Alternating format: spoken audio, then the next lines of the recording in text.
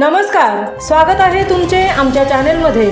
आवाज महामुंबईचा, शोध बातमीचा, कौल मनाचा।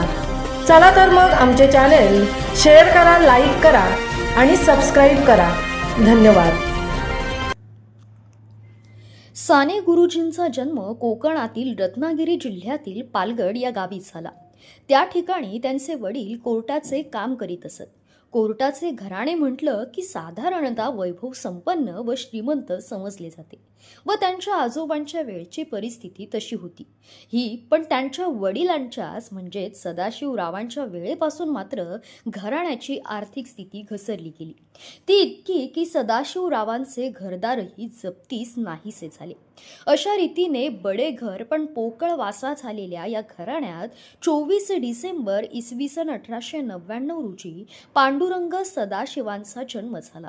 त्यांच्यावर त्यांच्या आईच्या शिकवणुकीचा फार मोठा प्रभाव पडला होता। त्यांच्या आईने त्यांच्या बालमनावर जे विविध संस्कार केले त्यातूनच गुरुजींचा जीवन विकास झाला। त्यांनी इंग्रजी साहित्यामध्ये MA ही उच्च पदवी मिळवली होती।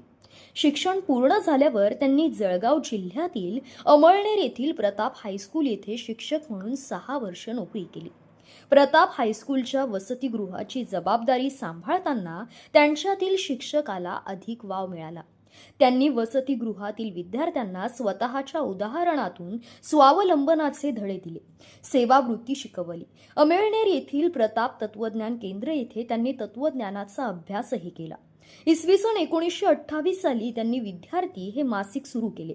त्यांच्यावर महात्मा गांधींच्या विचारांचा मोठा प्रभाव होता। ते स्वतः खादीचाच वापर करत असत। इसवी सन 1930 साली त्यांनी शिक्षकाची नोकरी सोडून सविनय कायदेभंगाच्या चळवळीत भाग घेतला। त्यांनी काँग्रेस नावाचे साप्ताहिक काढले। दुष्काळात शेतकऱ्यांची करमाफी व्हावी म्हणून त्यांनी प्रयत्न केले। आज साने गुरुजींची जयंती, त्या निमित्ताने विनम्र अभिवादन। आवाज महामुंबईचा चॅनलसाठी जगदीश भोईर, उरण।